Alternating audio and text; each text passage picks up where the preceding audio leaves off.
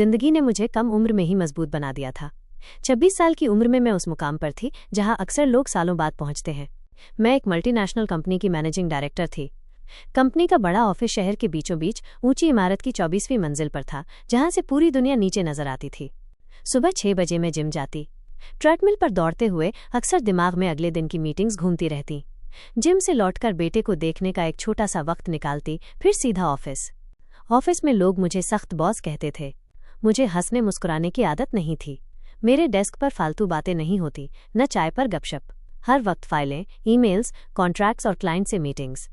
मेरे कमरे की बड़ी खिड़की से शहर का नज़ारा दिखता था, लेकिन मेरे लिए वो बस शीशे का एक और टुकड़ा था। मैंने काम को ही अपनी दुनिया बना लिया था। दिन के 3/4 घंटे मीटिंग रूम्स में बीत जाते। लोग अक्सर मेरी पेशेवराना अंदाज से घबराते थे, लेकिन इज्जत करते थे। मैं फैसले तेजी से लेती और गलती की गुंजाइश नहीं छोड़ती। कई बार जब किसी प्रोजेक्ट पर रात दिन काम करना पड़ता, तब भी मैं पीछे नहीं हटती, क्योंकि मेरे लिए काम सिर्फ नौकरी नहीं था, ये मेरी पहचान थी। लेकिन इस कामयाबी के पीछे एक तन्हाई छुपी थी। लोग मुझे मजबूत और सख्त समझते, पर किसी को ये नहीं पता था कि ऑफिस की रोशनी और तालियों के पीछे मेरा दिल अब भी उसी शख्स के नाम पर ठहरा हुआ था, वो शख्स जिसे मैं खो चुकी थी। ऑफिस से लौटते हुए अक्सर मैं थक चुकी होती, लेकिन जैसे ही घर की चौखट पार करती, सब थकान उतर जाती। मेरे लिए घर किसी इमारत का नाम नहीं था, बल्कि एक छोटा सा संसार था, जिसमें मेरा बेटा आर्यन, वही नाम जो मैंने अपने खोए हुए प्यार से लिया था, सांस लेता था। आर्यन 5 साल का था। गोल मटोल गाल, नन्हे नन्हे हाथ और सवालों से भरी आंखें। उसकी मासूमियत मेरे दिल पर वो मरहम रखती थी, जो और कहीं नहीं मिलता। मम्मा आ गई। जैसे ही मैं दरवाज़ा खोलती, वो भागा भागा मेरे पैरों से लिपट जाता। उसकी हंसी मेरे कानों में सबसे प्यारा संगीत थी। घर की देखभाल के लिए मैंने एक केयरटेकर, माया आंटी, रखी थी। वो उम्र में बड़ी और तजुर्बेकार थीं, लेकिन घर में उनके होने से मुझे सुकून मिलता। वो आर्यन का ख्याल ऐसे रखतीं जैसे अपनी संतान हो। शाम का वक्त अक्सर हम तीनों मिलकर बिताते। मैं आर्यन के साथ होमवर्क करती, कभी उसे कहानी सुनाती और कभी बस खामोशी से उसे अपनी गोद में सुलाती। कभी कभी उसे देखती तो लगता, अगर उसका असली आर्यन जिंदा होता तो आज मेरे बेटे जैसा ही होता। लेकिन इस सोच के साथ ही दिल में दर्द उठता। मैंने शादी नहीं की, क्योंकि मेरे दिल का वो हिस्सा कभी किसी और के लिए खाली नहीं हुआ। मैंने अपनी दुनिया को बेटे और काम तक सीमित कर लिया था। आर्यन मेरी जिंदगी का पहला और आखिरी प्यार था। हमारी पहली मुलाकात किसी फिल्मी सीन की तरह नहीं, बल्कि बिल्कुल सादा सी थी। कॉलेज का वो आखिरी साल था जब मैं लाइब्रेरी में बैठकर अपने प्रोजेक्ट की किताबें पलट रही थी। वो वहाँ नया नया आया था, इंटरनल प्रोजेक्ट्स के सिलसिले में। माफ़ कीजिए, ये किताब चाहिए? उसकी आवाज़ हल्की सी थी, लेकिन इतनी साफ कि मैं तुरंत पलटकर देखने लगी। उसकी आंखों में एक अजीब सुकून था, जैसे पहाड़ों की सुबह की हवा। पहली मुलाकात वहीं हुई। धीरे धीरे बातों का सिलसिला बढ़ा और फिर एहसास हुआ कि हम दोनों के बीच एक अदृश्य धागा जुड़ गया है। वो हंसता बहुत था और मैं हमेशा चुप। वो कहता, तुम्हारी चुप्पी भी बात करती है, और मैं हंसकर टाल देती। आर्यन और मेरा रिश्ता किसी नाम का मोहताज नहीं था। हमने कभी शादी के वादे नहीं किए, बस एक दूसरे की मौजूदगी ही हमारे लिए काफ़ी थी। उसके साथ रहते हुए मैं भूल जाती थी कि दुनिया कितनी जहरीली है और मैं कितनी तन्हा हूँ। लेकिन किस्मत का अपना ही खेल था। एक रात फ़ोन आया, हादसा हो गया था। आर्यन की कार पहाड़ी सड़क से फिसल गई थी। बरसात की रात थी, अंधेरा गहरा, और शायद किस्मत की घड़ी भी पूरी हो चुकी थी। जब मैंने उसे आखिरी बार देखा तो लगा जैसे वो सो रहा हो। उसकी मुस्कान होठों पर जमी थी, मानो अब भी मुझे ताकीद कर रहा हो, रोना मत, तुम मजबूत हो। उस दिन मेरी दुनिया जैसे थम गई। शादी का ख्याल मैंने हमेशा के लिए दफन कर दिया। लेकिन जब कुछ साल बाद मैंने एक बच्चा गोद लिया तो उसका नाम रखने में मुझे 2 पल भी नहीं लगे, आर्यन। क्योंकि मैं चाहती थी कि उसका नाम, उसकी याद, उसकी रूह हमेशा मेरे आसपास रहे। मेरे बेटे की मासूम आंखों में मुझे अक्सर वही सुकून मिलता है जो कभी मैंने अपने आर्यन की आंखों में देखा था। हमारा घर पहाड़ी इलाके में था। बाहर खामोश सड़कों पर पेड़ों की छाया रहती और रात को हवाओं की आवाज़ सुनाई देती। वो सुकून मुझे शहर की किसी भी भागदौड़ से ज़्यादा प्रिय था। और इसी सुकून भरे घर में धीरे धीरे वो हलचल दस्तक देने वाली थी, जिसका अंदाज़ा मुझे बिल्कुल नहीं था। हमारी कॉलोनी शहर से कुछ दूरी पर पहाड़ियों की गोद में बसी हुई थी। ऊंचे ऊंचे देवदार के पेड़ आसमान से बातें करते और सर्द हवाओं में उनके पत्तों की सरसराहट जैसे कोई पुराना गीत गाती। शाम ढलते ही पहाड़ों पर धुंध उतर आती और पूरी गली मानो किसी फिल्मी दृश्य जैसी लगती, कभी रहस्यमयी, कभी सुकून देने वाली। मेरे घर की खिड़कियों से सामने के पहाड़ साफ दिखते थे। बरसात में उन पहाड़ों पर से झरने उतरते और सर्दियों में हल्की बर्फ की परत चढ़ जाती। यही वजह थी कि मैंने अपने बेटे के लिए ये जगह चुनी, शहर की भीड़ से दूर, शांति और ताज़ी हवा में। कॉलोनी बहुत बड़ी नहीं थी, 20-25 घर थे, सबके चारों तरफ छोटी छोटी बाड़ और फूलों की क्यारियां। यहाँ रहने वाले लोग आपस में घुले मिले रहते। सुबह कोई अपनी बालकनी से गुड मॉर्निंग कहता तो शाम को बच्चे गली में मिलकर क्रिकेट या फुटबॉल खेलते। औरतें अक्सर शाम को चाय लेकर बाहर बेंच पर बैठ जाती। मर्द दफ्तर से लौटकर पड़ोसियों के साथ बातचीत करने लगते। हर कोई एक दूसरे की खैरियत पूछता, एक दूसरे की मदद को तैयार रहता। लेकिन मैं हमेशा उनसे कटी रहती। लोग मेरे बारे में बातें भी करते, इतनी कम उम्र में इतनी बड़ी पोस्ट पर, अकेली औरत है, बेटा कहाँ से आया। मगर मैंने कभी सफाई देने की जरूरत महसूस नहीं की। मेरे लिए पड़ोसी सिर्फ दूर से दिखने वाले लोग थे। मैंने न उनसे दोस्ती की न रिश्ते बनाए, बस अपने काम और अपने बेटे की दुनिया में सिमटी रही। गली के बच्चे मुझे आर्यन की मम्मा कहकर पुकारते। महिलाएं अक्सर मेरे कपड़ों और सख्त अंदाज की चर्चा करती। कुछ को लगता मैं घमंडी हूँ, कुछ कहते मैं बहुत समझदार हूँ। सच ये था कि मैं बस अपनी दुनिया में गुम रहना चाहती थी। मेरे माँ बाप अब इस दुनिया में नहीं हैं। पापा एक जिद्दी मगर नेक इंसान थे। उन्होंने मुझे सिखाया था कि लड़की हो या लड़का, इंसान की पहचान उसके काम से होती है। मम्मी नर्मदिल, मोहब्बत करने वाली और बेहद सलीकेदार थीं। उन दोनों की मौत ने मुझे एकदम खाली कर दिया था। पहले पापा का अचानक हार्ट अटैक और फिर कुछ सालों बाद मम्मी की लंबी बीमारी। उस वक्त मैं पढ़ाई कर रही थी और मेरे पास रोने का वक्त तक नहीं था। मैंने उसी दर्द को ताकत में बदल लिया और ठान लिया कि अब मुझे किसी पर बोझ नहीं बनना। लेकिन असली जहर तो मेरा खानदान था। रिश्तेदार जो बाहर से हमदर्द बनते मगर अंदर ही अंदर मेरी कामयाबी से जलते। मेरे तन्हा रहने के फैसले पर ताना कसते। 26 साल की होकर भी अकेली है, शादी नहीं की, बच्चा गोद ले लिया। कौन समझदार लड़की ऐसे करती है। उनकी नज़र हमेशा मेरी जायदाद और मेरी कमाई पर रहती। पापा की छोड़ी हुई ज़मीनों को हथियाने के लिए उन्होंने कितनी चालें चली मैं ही जानती हूँ। माँ के गम के दिनों में भी उन्होंने मुझे अकेला महसूस कराया। रिश्तों का बोझ उठाने से बेहतर मुझे उनसे दूर होना लगा। मैंने एक साफ फैसला लिया, इस जहरीले खानदान से कोई रिश्ता नहीं रखना। ना मिलना, ना फ़ोन करना, ना तीज त्योहार, ना रिश्तेदारी। उनके लिए मैं बागी थी मगर मेरे लिए यही आज़ादी थी। आज मैं पहाड़ों में अपने बेटे और काम के साथ जो जिंदगी जी रही हूँ उसमें उस पूरे खानदान का कोई नामो निशान नहीं है। और सच कहूँ तो उनकी गैर मौजूदगी मेरे लिए सुकून की सबसे बड़ी वजह है। कॉलोनी की भीड़ भाड़ में जहाँ लोग मुझे अक्सर घमंडी और कटी कहते, वहीं एक घर था जहाँ से मुझे कभी बोझ नहीं महसूस होता। वो घर था मेरी पड़ोसन अनामिका आंटी का। उम्र में मुझसे बड़ी, शायद 45 साल की, सादा, नेक दिल और साफगोई वाली। हमारी बातचीत ज्यादा नहीं होती थी मगर जो भी होती बिल्कुल बेफिक्र और आसान। लेकिन असली दिलचस्पी तो उसके बेटे राघव से थी। राघव उम्र में मुझसे 3-4 साल छोटा था। उसके लिए मैं दोस्त थी। पहली बार जब उसने कहा था आप तो मेरी फ्रेंड हैं, तो मैं चौंक गई थी। उसकी बातें हमेशा चुलबुली होती। कभी वो मुझे अपनी कॉलेज की शरारतें सुनाता, कभी दोस्तों के किस्से, कभी सपनों के बारे में पूछता। और हैरत की बात ये थी कि मैं उसे रोकती नहीं थी। जहां बाकी लोगों से मैं बचकर निकल जाती, वहीं राघव से मुलाकात होने पर अक्सर रुक जाती। उसकी मासूमियत, उसकी बेबाकी मुझे कभी कभी हंसा भी देती, हालांकि मैं हंसना बहुत कम जानती थी। आर्यन भी राघव को बहुत पसंद करता, उसके साथ खेलता, बातें करता। कभी कभी मैं सोचती ये लड़का मेरे बेटे के लिए भी किसी बड़े भाई जैसा है। राघव का मेरे साथ रिश्ता दोस्ती तक का ही था, एक अनकहा भरोसा और दोस्ती जो मुझे इस पूरी कॉलोनी में सबसे हल्का और सुकून देने वाला एहसास दिलाती थी। ज्यादातर लोग एक दूसरे को जानते थे लेकिन दिल से कोई किसी का नहीं था, सब अपनी अपनी दुनिया में व्यस्त। और ऐसे ही लोगों के बीच मेरी कॉलोनी के एक खाली मकान में नया किराएदार आ गया था। बच्चों ने शोर मचाया, औरतों ने खिड़कियों से झांक झांक कर देखा, लेकिन मुझे कोई दिलचस्पी नहीं थी। मैंने सोचा एक और अजनबी, बाकी सबकी तरह। मगर तकदीर को शायद मेरी सोच बदलनी थी। छोटा सा घर किराए पर लेकर रहने लगा था, 20 साल का, दुबला पतला, आंखों में शरारत और चेहरे पर एक अजीब सी मासूमियत लिए हुए। उसका नाम था अयान। मैंने बस खिड़की से झलक देखी और फिर किताबों में खो गई। लेकिन राघव, वो तो हमेशा नए लोगों को जानने के लिए बेचैन रहता था। शाम को ही उसने उस नए लड़के से बातें शुरू कर दी। भाई आप नए आए हो क्या यहाँ? राघव ने पूछा। अभी ही शिफ्ट हुआ हूँ, अयान ने मुस्कुराकर जवाब दिया। उसकी मुस्कान खुली खुली थी, जैसे कोई बच्चा पहली बार बारिश में भीग रहा हो। थोड़ी ही देर में दोनों की पट गई।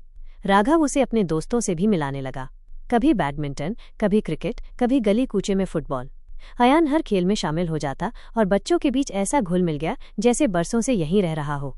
मैं अक्सर उन्हें दूर से देखती थी, कभी अपनी बालकनी से, कभी गाड़ी पार्क करते वक्त। राघव हंस हंसकर उसे ब्रो कहता और अयान पूरे जोश से हंसी मजाक करता। मेरे लिए ये सब बस कॉलोनी का एक हिस्सा था, लेकिन मुझे अंदाजा भी नहीं था कि वो नासमझ सा, चुलबुला सा लड़का जल्द ही मेरे सफर का अहम हिस्सा बनने वाला है। ऑफिस से लौटते वक्त पहाड़ी रास्तों पर शाम का सुकून बिखरा हुआ था। सूरज डूब रहा था, आसमान पर हल्की सी सुनहरी आभा थी। मैं हमेशा की तरह चुपचाप गाड़ी पार्क करके कॉलोनी के गेट से अंदर आई। पता नहीं क्यों, लेकिन मेरे आसपास की आवाज़ें मैं अक्सर अनसुनी कर देती थी। बच्चों की शोरगुल भरी हंसी, खेल के मैदान से आती चिल्लाहटें, सब मेरे लिए जैसे पृष्ठभूमि की आवाज़ें थीं। मेरा ध्यान हमेशा या तो काम पर होता या घर पर, लेकिन उस दिन कुछ अलग था। जैसे ही मैंने गाड़ी से उतरकर फाइल्स हाथ में ली और घर की तरफ बढ़ी, अचानक एक तेज़ रफ्तार फुटबॉल मेरी तरफ उछली, सीधे मेरे चेहरे की ओर। अगर मैंने समय पर हाथ न उठाया होता तो शायद मेरा होंठ फट जाता। मेरी हथेली ने झटके से गेंद को रोक लिया। What a catch! पीछे से आती आवाज़ शरारती थी, लेकिन उसमें सच्ची हैरानी भी थी। मैंने पलट कर देखा। वो वही नया किराएदार था, अयान। सांस फूल रही थी, बाल बिखरे हुए, और चेहरे पर ऐसी मासूम मुस्कान थी जैसे कोई बड़ा गुनाह करके भी खुद को बचा लेगा। वो भागते भागते मेरे सामने आकर रुका और हाँफते हुए बोला, सॉरी। सच में वो गेंद थोड़ा कंट्रोल से बाहर चली गई थी। मैंने बिना कोई जवाब दिए बस गेंद उसकी तरफ बढ़ा दी। कोई मुस्कान नहीं, कोई बात नहीं, बस एक ठंडी नज़र और हल्का सा सिर हिलाना। गेंद उसके हाथ में दी और अपने घर की तरफ बढ़ गई। पीछे से उसकी आवाज़ आई, थैंक यू मैम। लेकिन मैंने कुछ नहीं कहा। मेरे लिए ये सब बस एक लम्हा था जो शायद ख़त्म हो गया था, मगर उसके लिए शायद ये कहानी की शुरुआत थी। शाम का वक्त था। मैं अपने बेटे आर्यन के साथ हॉल में बैठी थी। उसकी मासूम बातें हमेशा मेरी थकान उतार देती थीं। मम्मा, आज स्कूल में मैंने नया गाना सीखा, वो अपनी नन्ही सी आवाज़ में गुनगुनाने लगा। मैं मुस्कुराई, उसके बालों पर हाथ फेरा। पास ही बैठी माया, मेरी केयरटेकर, उसकी बातों पर हंस रही थी। ये छोटा सा शैतान तो घर की रौनक है, उसने कहा। मैंने हामी भरी। सच यही था। मेरी जिंदगी की सबसे बड़ी वजह यही बच्चा था। इसी बीच मेरी नज़र अनायास खिड़की से बाहर गई। सामने वाली इमारत की छत पर राघव खड़ा था और उसके साथ अयान। वो दोनों किसी बात पर हंस रहे थे, लेकिन अचानक अयान की नज़र मेरी खिड़की से टकराई। वो रुक गया, कुछ पल मुझे देखता रहा, फिर अचानक उसने शरारती मुस्कान के साथ हाथ हिलाया, जैसे कोई पुराना दोस्त मिल गया हो। मैं ठिठकी नहीं, बस सीधी नज़र से देखा और अगले ही पल नज़रें फेर लीं। न कोई मुस्कान, न कोई जवाब। अयान की हथेली हवा में ही ठहर गई। राघव ने उसकी तरफ देखकर हंसते हुए कुछ कहा, लेकिन मैं अब फिर से आर्यन की मासूमियत में डूब चुकी थी। मेरे लिए वो लड़का बस एक गुजरती झलक था, और उसके लिए शायद एक अनकहा सवाल। ओए, ये जो सामने वाली, वो लेडी है ना? अयान ने जरा झिझकते हुए कहा। राघव ने सर उठाकर देखा। कौन? अरे वही, जो अभी थोड़ी देर पहले खिड़की से देख रही थी। अयान ने हाथ से इशारा किया। राघव हंस पड़ा। ओह, वो संजना दी हैं। संजना? अयान ने नाम दोहराया, फिर चौंक कर बोला। दी क्यों? वो तो इतनी भी बड़ी नहीं लगती।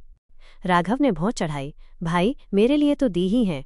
उम्र में मुझसे बड़ी हैं, बच्चा भी तो है, और फिर उनकी इज्जत भी करनी पड़ती है। अयान चुप हो गया। कुछ पल बाद धीमे से बोला, लेकिन वो हमेशा इतनी सड़ी सड़ी क्यों रहती हैं? मैंने कल हाथ हिलाया, मुस्कुराया भी, लेकिन कोई रिस्पॉन्स ही नहीं। राघव ने झोला झाड़ते हुए कहा, वो ऐसी ही हैं, बहुत कम बोलती हैं और किसी से घुलती मिलती नहीं। मतलब अपनी ही दुनिया में रहती हैं। अयान के चेहरे पर हैरानी थी। लेकिन क्यों? इतनी अच्छी दिखती हैं, स्मार्ट हैं, बच्चे के साथ भी इतनी प्यारी लगती हैं। फिर ये उदासी, ये दूर रहना। राघव ने गहरी सांस ली। भाई, कहानियां सबके पास होती हैं, लेकिन सब सुनाते नहीं। उनके पास भी कोई कहानी होगी। अयान कुछ देर खामोश रहा, फिर हल्की सी मुस्कान के साथ बोला, ठीक है, कहानी तो मैं निकाल ही लूंगा। राघव ने उसे टेढ़ी नज़र से देखा। तू बचकर रहना, वरना झाड़ भी पड़ सकती है। अब तो जरा इंटरेस्ट आ गया है। अयान हंस पड़ा, लेकिन उसकी आंखों में जिज्ञासा और गहरी हो चुकी थी। ख्वाब भी मत देख, पिटाई कर देगी। राघव ने उसकी बात सुनकर कहा। तू देख अभी, कहकर वो वहां से निकल गया। उसके दिमाग में कुछ चल रहा था। अयान सीढ़ियां उतरते हुए खुद ही मुस्कुरा रहा था। उसके कदम हल्के फुल्के थे, लेकिन दिमाग किसी और ख्याल में उलझा हुआ। इतनी सख्त है, तोड़ना पड़ेगा ये खामोशी, उसने सोचा। रास्ते में मोहल्ले के कुछ बच्चे खेल रहे थे। अयान ने उनके साथ 2 मिनट बातें की, हंसा खेला और फिर सीधे अपने कमरे में आकर खिड़की से बाहर झांकने लगा। उसकी नज़र उसी खिड़की पर थी जहां थोड़ी देर पहले उसने मुझे देखा था, मगर अब वो खिड़की बंद थी, जो मैंने ही की थी। पर अयान के चेहरे पर शरारती मुस्कान अभी भी थी। ठीक है, अगर खिड़की बंद है तो रास्ता कोई और निकालना पड़ेगा, उसने मन ही मन बुदबुदाया। रात का वक्त हुआ। राघव छत पर टहल रहा था, तभी अयान उसके पास फिर आ धमका। ओए, अबे इतना टेंशन मत ले, मैंने सोच लिया है। क्या? राघव ने अनमने अंदाज में पूछा। मैं कल उससे बात करूंगा। अयान के लहजे में पूरा कॉन्फिडेंस था। राघव ने आंखें तरेरी। अबे पागल है क्या? तू जानता भी नहीं कितनी बिजी और रिजर्व टाइप औरत है। अयान ने हंसते हुए कहा, भाई दुनिया में पत्थर भी पिघल जाते हैं, ये तो इंसान है। राघव ने हंसकर सिर हिलाया, तू सच में मुसीबत मोल लेगा। अयान ने शरारती अंदाज में उंगली उठा दी, मुसीबत नहीं, चैलेंज समझ। राघव ने अचानक पूछा, सच सच बता, तुझे उसमें इतना इंटरेस्ट क्यों आ गया है? अयान ने कुछ देर आसमान की तरफ देखा। उसके चेहरे पर शरारती मुस्कान गायब थी और आवाज जरा गंभीर। देख भाई, उसने धीरे धीरे कहा, मैं न एकदम चिल बंदा हूं। मेरी लाइफ का फंडा है, खुश रहो और सबको खुश रखो। लेकिन जब मैंने उसे देखा, पता है क्या फील हुआ? राघव चुप रहा। अयान बोला, ऐसा लगा जैसे उसके चारों तरफ एक अदृश्य दीवार खड़ी है। इतनी खूबसूरत, इतनी स्ट्रांग औरत, लेकिन चेहरे पर उदासी चिपकी हुई। मुझे ना किसी को ऐसे देखना अच्छा नहीं लगता। मैं किसी को भी उदास नहीं देख सकता। राघव ने गहरी सांस छोड़ी। तो अब तू सोच रहा है कि तू उसके चेहरे की मुस्कुराहट वापस ले आएगा? अयान ने आंखें चमकाकर कहा, एकदम सही पकड़ा, चैलेंज एक्सेप्टेड। राघव ने हंसते हुए सिर हिलाया, बेवकूफ़ है तू, लेकिन दिल का साफ है। अयान ने भी हंसकर कहा, और यही बेवकूफ़ी मेरी सबसे बड़ी ताकत है। सुबह मैं ऑफिस के लिए निकलने ही वाली थी। जैसे ही गेट खोला, सामने वही लड़का खड़ा मिला, अयान। उसकी आंखों में वही मासूम शरारत और चेहरे पर बेतकल्लुफ सी मुस्कान। मैंने भौहें चढ़ाते हुए पूछा, क्या चाहिए? आप? उसने बिना सोचे कह दिया। मेरी आंखें सिकुड़ गईं। उसने फौरन बात संभालते हुए कहा, मेरा मतलब आपसे बात करनी है। कोई काम है? मैंने ठंडे लहजे में पूछा। असल में मैंने सुना है आप बहुत अच्छा ब्राउनी बनाती हैं, मुझे बना देंगी? उसने बड़ी मासूमियत से कहा, लेकिन उसकी आंखों में छुपी शरारत में साफ पड़ चुकी थी। राघव ने बताया होगा, है ना? मैंने सीधा अंदाजा लगाया। वो हल्की सी मुस्कान दबाकर बोला, हाँ। मैंने नजरें फेर लीं। मेरे पास इतना टाइम नहीं है कि किसी अनजान को ब्राउनी बनाकर दूं। वो अचानक बच्चों की तरह जिद करने लगा, प्लीज ना, प्लीज, और शायद इसके बाद हम अनजान ना रहे, इसे मैं गिफ्ट समझ लूंगा आपकी तरफ से, प्लीज। मैंने गहरी सांस ली। उसके चेहरे की मासूम जिद और आंखों की चमक मुझे बिल्कुल बच्चे जैसी लगी। कुछ पल चुप रही, फिर भी मैं नहीं मानी। नहीं कहा, ना अब रास्ता छोड़ो। ओके, उसने धीरे से मुट्ठी बांधकर हवा में लहराई। मैं सिर हिलाते हुए अपने काम के लिए निकल पड़ी। वो अपनी नाकामी पर उदास था। शाम को जब मैं ऑफिस से लौटी तो गेट पर गाड़ी रोकी। जैसे ही घर के अंदर कदम रखा, ड्राइंग रूम से ठहाकों की आवाज आई। मैंने हैरानी से कदम बढ़ाए और सामने का नजारा देखकर रुक गई। मेरा बेटा, छोटा सा आर्यन, फर्श पर बैठा था। उसके हाथ में खिलौना कार थे और उसके सामने वही लड़का अयान। दोनों जोर जोर से हंस रहे थे, जैसे बरसों पुराने दोस्त हों। अयान ने जैसे ही मुझे देखा, एकदम से खड़ा हो गया। हाय, उसने मुस्कुराते हुए हाथ हिलाया। मेरी आंखें ठंडी थीं। तुम यहाँ? उसने कंधे उचकाए, चेहरे पर वही बेफिक्र मुस्कान। असल में आपका बेटा बाहर गेट पर खेल रहा था। मुझे देखा तो जबरदस्ती खींचकर अंदर ले आया। छोटा आर्यन तुरंत मेरी तरफ भागा। मम्मा, ये बहुत फनी है, देखो मुझे नए गेम सिखा रहा है। मैंने अपने बेटे के चेहरे की मासूम खुशी देखी, फिर अयान की तरफ नजर डाली। वो अब भी खड़ा था, जैसे मेरी अगली बात का इंतजार कर रहा हो। ठीक है, मैंने छोटे से जवाब में कहा और बैग सोफे पर रख दिया। अयान जरा सहज होकर वापस बैठ गया और बच्चे के साथ खिलौनों में मशगूल हो गया। लेकिन मेरा ध्यान बार बार उसकी तरफ जा रहा था। उसकी हंसी में कुछ ऐसा था जो घर के सन्नाटे को तोड़ देता था। मेरे बेटे ने शायद पहली बार किसी अजनबी से इतनी जल्दी अपनापन महसूस किया था। मैं उसे खेलने से तो रोक नहीं सकती थी और न ही कुछ कह सकती थी। मैंने शॉवर के बाद हल्की सी ढीली टी शर्ट और ट्राउजर पहन रखी थी। बाल अब भी गीले थे और किचन में कॉफी मशीन की आवाज गूंज रही थी। कॉफी का ताज़ा भाप भरा कप हाथ में लेकर जैसे ही पहला घूंट लिया, पीछे से अचानक आवाज आई, आपके हस्बैंड का क्या नाम है? वो कहाँ है? मैं चौंक कर पलटी। पीछे वही अयान खड़ा था, बिल्कुल बिंदास, जैसे उसे मेरी प्राइवेट स्पेस का कोई लिहाज ही ना हो। मैंने गहरी सांस खींची और सीधे शब्दों में कहा, मेरे हस्बैंड नहीं है। उसकी आंखें फैल गईं। क्या मतलब?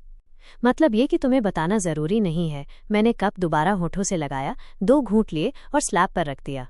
फिर ठंडी आवाज में बोली, अब जाओ अपने घर। मेरे बेटे से ज्यादा घुलने मिलने की जरूरत नहीं है। लेकिन वो ढीठ मुस्कान लिए वहीं खड़ा रहा।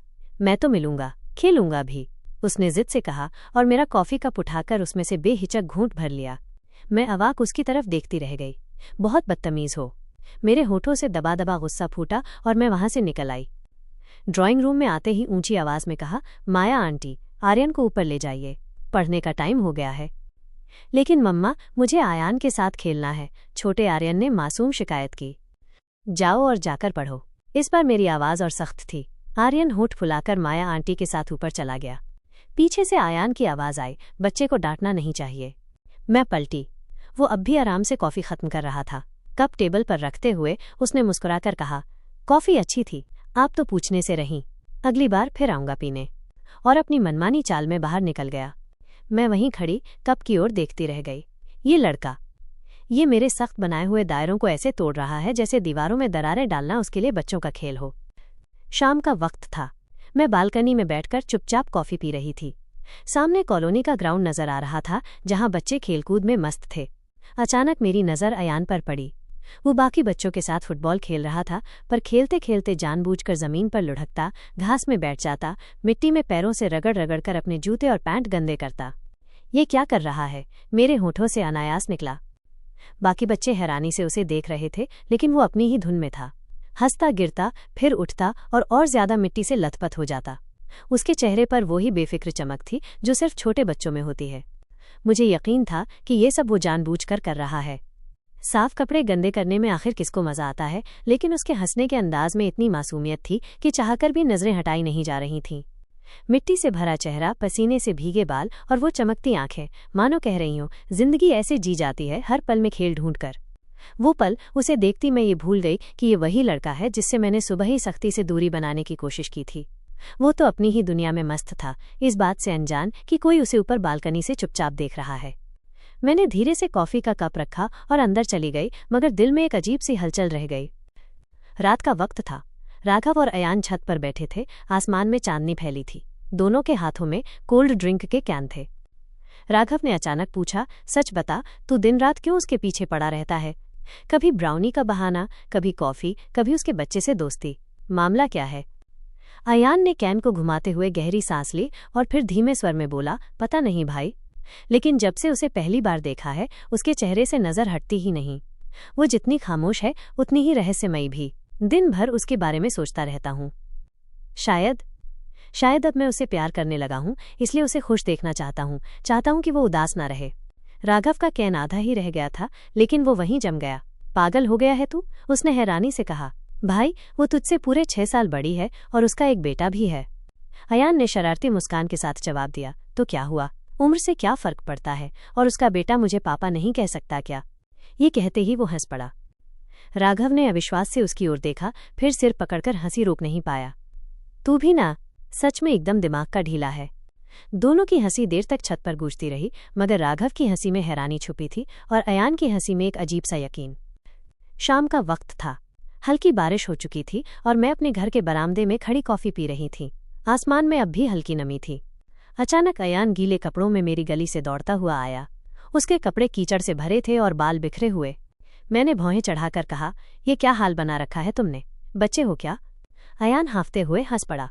बच्चा नहीं हूं, लेकिन बच्चों के साथ खेलते खेलते कभी कभी याद ही नहीं रहता कि बड़ा हो गया हूं। मैंने सिर झटका और कप को टेबल पर रख दिया। और अब गंदगी लेकर सीधे मेरे दरवाजे पर क्यों खड़े हो? जाओ, बदलो जाकर कपड़े। वो एक पल चुप रहा, फिर आपकी तरफ देखता हुआ बोला, असल में मैं आपको दिखाना चाहता था। मैंने हैरानी से पूछा। उसने अपने दोनों हाथ फैलाए, जिन पर छोटे छोटे बच्चों के हाथों की मिट्टी के निशान थे। देखिए, ये मेरे छोटे छोटे दोस्तों ने मेरी टी-शर्ट पकड़ पकड़कर गंदी की है। मुझे लगता है जब लोग हमें छूते हैं ना, तो अपने निशान छोड़ जाते हैं, और हमें हमारा बचपना कभी भी किसी के लिए नहीं छोड़ना चाहिए। मेरा चेहरा सख्त ही रहा, मगर दिल के किसी कोने में उसके शब्द उतर गए। बकवास बंद करो और निकलो यहाँ से, सर्दी लग जाएगी, मैंने सख्त आवाज में कहा।